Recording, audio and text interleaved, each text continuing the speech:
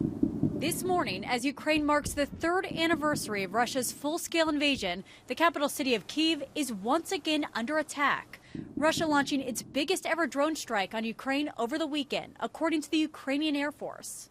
President Zelensky also under political attack. President Trump falsely calling him a dictator for not holding elections, even though Ukraine's laws don't allow for elections during wartime. Zelensky pushing back on those claims to ABC's Ian Pannell.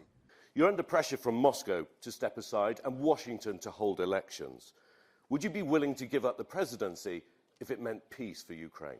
Zelensky says he's willing to give up the presidency if it means peace in Ukraine. Zelensky also offering to stand down if it means Ukrainian membership in NATO.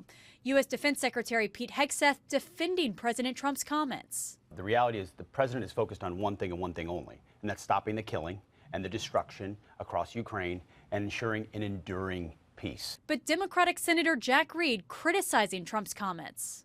Essentially, this is President Trump surrendering to the Russians. This is just someone who admires Putin, does not believe in the struggle of the Ukrainians, and is committed to cozying up to an autocrat.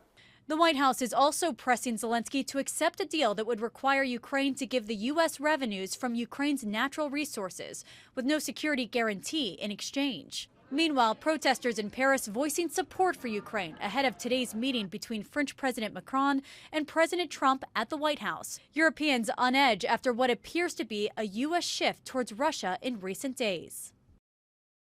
The man poised to become Germany's next chancellor also voicing fears this could be the end of NATO, saying it's clear the Trump administration is indifferent to the fate of Europe.